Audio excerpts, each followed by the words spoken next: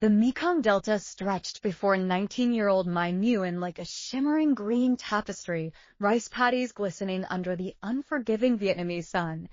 In another life, she might have found beauty in this landscape, the way the river snaked through the fertile plains, the rhythmic swaying of rice stalks in the breeze. But today, as she had for months now, Mai saw only desperation in the flooded fields that had once sustained her family.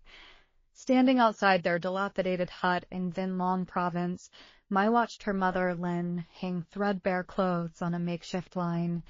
At 45, Lin's once beautiful face was etched with deep wrinkles, her small frame bent from decades of labor. Inside the hut, Mai's 3 siblings, 8-year-old Vinh, 10-year-old Tam, and 6-year-old Min, huddled around a small pot of rice porridge, stretching their meager breakfast as far as it would go. 2 years ago, their lives had been different. Not wealthy, certainly, but stable. Mai's father had worked as a fisherman, bringing home enough to keep the family fed. They'd had dreams then. Mai was studying at the local school, hoping to become a teacher someday. But when the fishing boat her father shared with his brother capsized during an unexpected storm, their world collapsed alongside it. Mai, her mother called, motioning her over. "Come help me with the clothes." Mai moved to join her mother, taking a worn shirt from the basket. "The water is rising again," she observed quietly. "The duongs lost what was left of their crop last night." Lin's shoulders slumped further. "This flood season will be worse than the last. The medicine for your father's lungs is almost gone, and I don't know how we'll afford more." Mai glanced toward the back room of their hut where her father lay wheezing, his lungs permanently damaged from the near drowning that had claimed his brother's life. He could no longer work, and the mounting medical debts had forced Lin to sell their small plot of land piece by piece. "I could go to Ho Chi Minh City," Mai suggested, not for the first time. "Find work in one of the factories. Many girls from the village have gone." "And many haven't returned," Lin countered sharply, "or have returned broken. No, we will find another way." But as the weeks passed, no other way presented itself. The floods worsened, destroying what little remained of the nearby fields. Food became scarcer. My siblings grew thinner. Her father's cough deepened, and the medicine they could no longer afford became a distant memory. It was in this desperate moment that Mrs. Vorm appeared in their village. She arrived in a glossy black car that seemed wildly out of place on the muddy rural roads, wearing clothes Mai had only seen in magazines smuggled in from the city. Her nails were polished, her makeup immaculate, and gold glinted at her neck and wrists. She moved through the village with the confident air of someone who knew her worth and the worth of everyone around her. "A marriage broker," Tam whispered to Mai as they watched the woman speak with the headman's wife. "They say she arranges marriages with foreign men." "The families receive dowries." Mai said nothing, but the thought lodged in her mind like a splinter. That night, as her younger siblings slept and her parents whispered anxiously about the dwindling rice supply, she made her decision. The next morning, she walked to the small guest house where Mrs. Pham was staying. "I hear you arrange marriages," Mai said simply when the woman opened the door. "Mrs." Pham's rouged lips curved into a practiced smile. So direct. "Come in, child. Let me look at you." Inside, Mai endured the woman's assessing gaze, feeling more like livestock at auction than a human being. "Mrs." Pham circled her, commenting on her slender figure, her clear skin, her long black hair. "You'll do nicely," she finally declared. "I have a client in America, a businessman named Robert Davis. 45, divorced, very successful. He's looking for a traditional Vietnamese wife, someone young, obedient, who will appreciate the opportunities he can provide." "And what would my family receive?"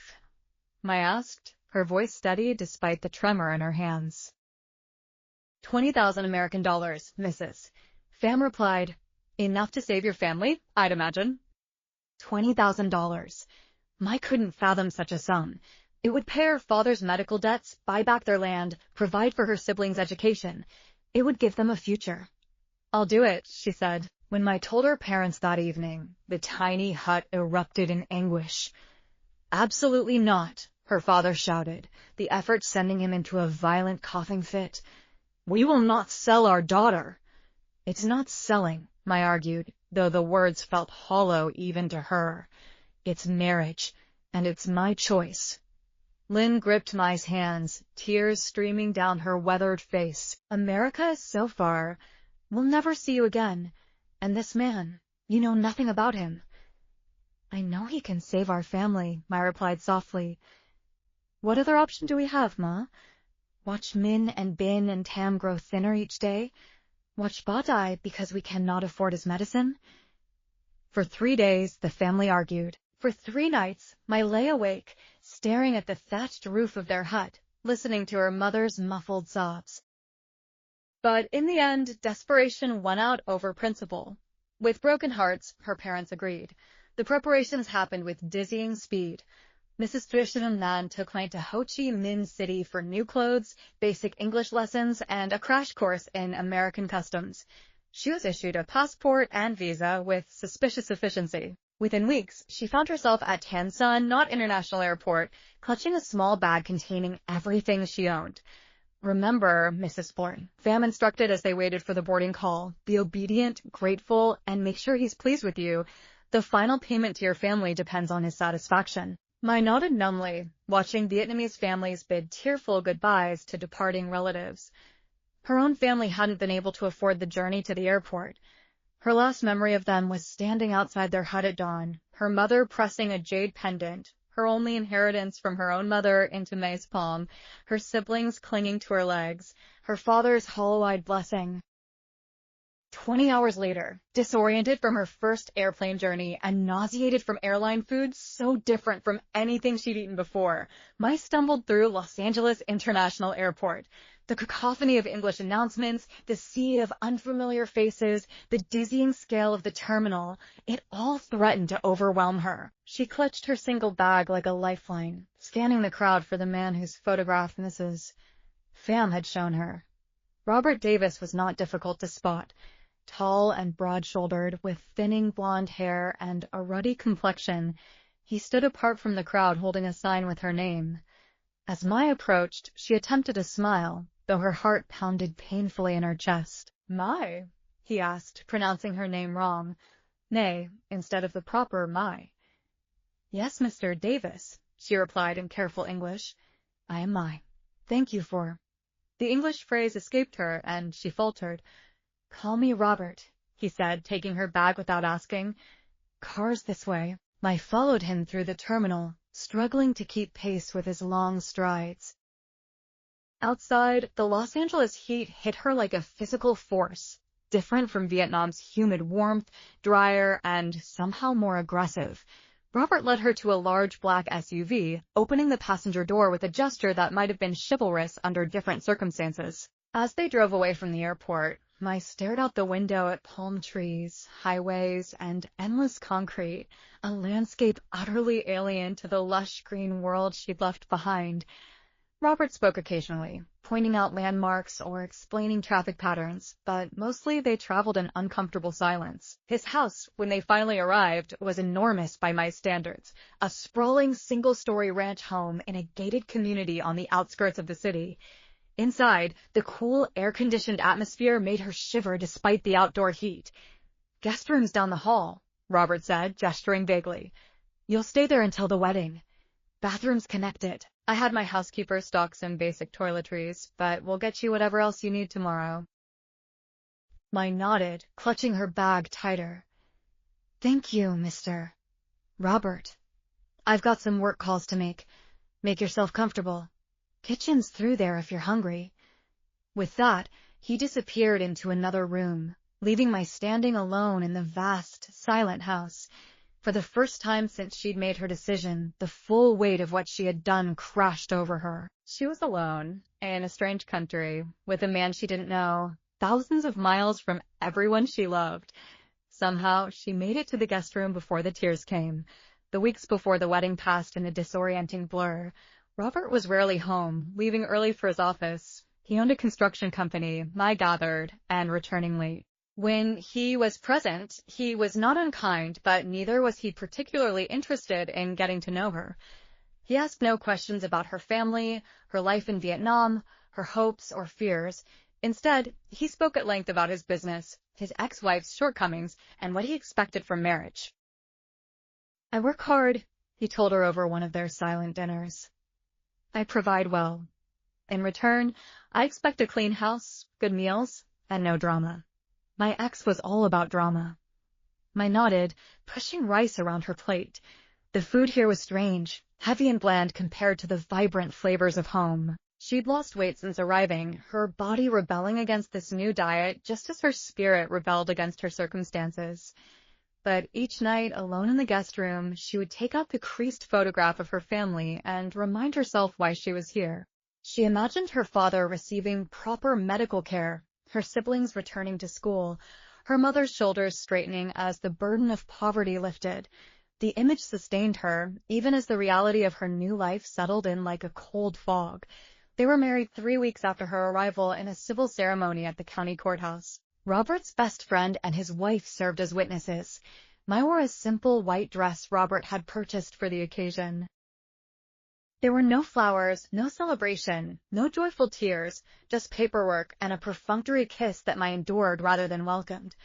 That night, when Robert led her to the master bedroom they would now share, Mai closed her eyes and thought of the Mekong Delta, of her mother's hands braiding her hair, of her father's rare laugh. She retreated deep inside herself, finding a place where this physical intrusion couldn't reach. Afterwards, as Robert slept beside her, Mai slipped silently from the bed and into the bathroom, where she scrubbed her skin under scalding water until it was raw. Life as Mrs. Davis settled into a routine that, if not happy, was at least predictable. Mai cooked, cleaned, and maintained the immaculate house to Robert's specifications. She learned to prepare the American foods he preferred, pot roasts and casseroles, steaks and baked potatoes. When he brought business associates home for dinner, she played the role of the quiet, accommodating wife, serving drinks and smiling politely at conversations she barely understood. In those early months, she wrote to her family weekly, carefully constructing a fiction of her new life.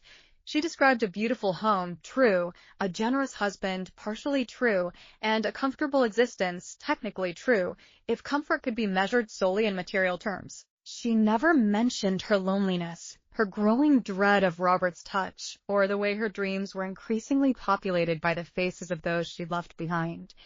The first payment had been sent to her family immediately after the wedding. Mai confirmed its receipt in a tearful phone call with her mother, the connection so poor that Lynn's voice seemed to come from another world. The second payment would come after 6 months, contingent on Robert's satisfaction with the marriage. And that was the problem. As the months passed, Robert's initial indifference hardened into something colder. Nothing Mai did seemed to please him. The house wasn't clean enough. The food wasn't seasoned right. She was too quiet around his friends, too talkative when they were alone. Her English, despite her constant efforts to improve, remained too broken. "I didn't pay good money for this," he muttered one night after criticizing her attempt at pot roast. "That woman promised me a wife who would appreciate what I'm providing." "I do appreciate," Mai said carefully. "I try very hard to be a good wife." "Try harder," Robert snapped. The first time he hit her, it was over a misunderstanding about his dry cleaning. The blow caught Mai across the cheek, snapping her head back with its force. She staggered, more shocked than hurt in that moment. "I'm sorry," Robert said immediately, his face flushing. "I shouldn't have. It's just, you need to listen better. This wouldn't happen if you'd just listen." Mai said nothing, one hand pressed to her stinging face. In that moment, she thought of her father, how even at his sickest, at his most desperate, he had never raised a hand to her mother or any of his children. That night, she wrote a letter she would never send. "Dearest Ma and Ba, I have made a terrible mistake. The man I married is not kind. The life here is cold in ways that have nothing to do with weather. I am so alone. I miss the sound of your voices, the smell of rice cooking, the warm rain on my skin. I miss being your daughter, instead of this shadow that moves through an American house pretending to be a wife. But I will endure. The second payment will come soon, and I pray it reaches you safely. Is Ba's health improving with the medicine? Are the little ones back in school? Tell them their sister thinks of them every day, that in my dreams I am still there with you all, sitting by the river as the sun sets. Please forgive me for the lies in my other letters. I wanted you to believe I was happy, so you would not worry. But I am not happy, Ma. I am surviving, nothing more. Your loving daughter. She burned the letter in the bathroom sink before Robert came home, washing the ashes down the drain. The second payment did come, 6 months to the day after the wedding.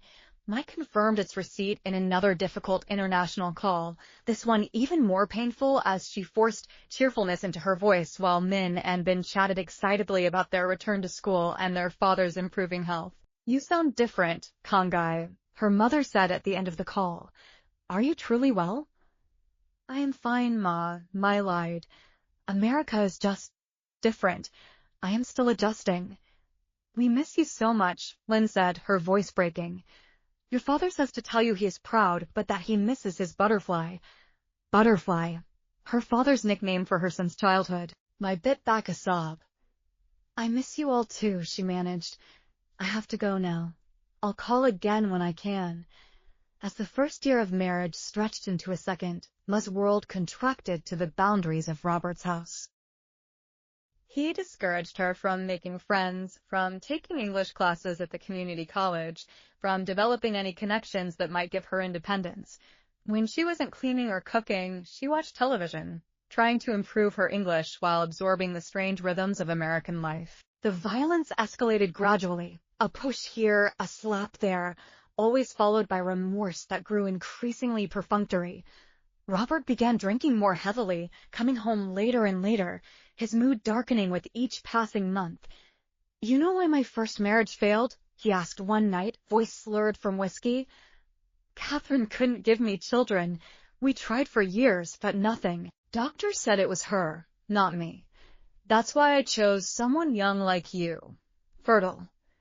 Mai said nothing, continuing to fold laundry with methodical precision. They had been trying to conceive since the wedding, or rather, Robert had been trying, while Mai endured his increasingly rough attempts. Each month, when her period arrived, his disappointment curdled into resentment. Maybe you're defective too, he continued, watching her with narrowed eyes. Maybe I should send you back, get a refund. Fear shot through Mai at the thought. Not of being sent back, returning to Vietnam had become her most cherished dream, but of what it would mean for her family. If the marriage failed, would they have to return the money? They had already spent most of it on her father's medical care and rebuilding their lives. Being sent back would destroy everything her sacrifice had achieved. I try very hard, she said quietly. Doctors say sometimes it takes time. Robert grunted, draining his glass. Well, time's running out. I didn't marry a foreign teenager to end up childless again. That night, after Robert passed out from drinking, Mai stood at the bedroom window looking out at the manicured lawn bathed in moonlight. In Vietnam, the moon had been her friend, illuminating the path to the river where she would sit and dream of a better future. This American moon felt distant, indifferent to her suffering. She thought about running away. She learned from cautious conversations with other Vietnamese women at the Asian market that there were organizations that helped women like her, immigrants trapped in abusive marriages. But where would she go? How would she support herself with her limited English and no work history in this country? And what about her family back home? No, running wasn't an option. She would endure. For her family, she would endure anything. The breaking point came on a sweltering August afternoon in their 3rd year of marriage. Robert had been drinking since morning, his mood fouler than usual after receiving her latest negative pregnancy test. Mai was preparing dinner when he stormed into the kitchen, brandishing a letter. What the hell is this? He demanded, thrusting the paper at her. Mai recognized it immediately, a letter from her mother that had arrived that morning. She'd read it quickly before hiding it in her dresser drawer, knowing Robert disapproved of her maintaining close ties with her family now that the financial arrangements were complete. Letter from my mother, she said, wiping her hands on a dish towel. Private letter. Nothing in my house is private from me, Robert snarled. And I can't even read this chicken scratch. What does it say? Are you planning something behind my back? No, Mai protested. Just family news. My brother been won school prize, my father health better. Robert crumpled the letter, throwing it to the floor. I've had it with this connection to your past. You're my wife now. Your loyalty should be to me, not some peasants halfway around the world.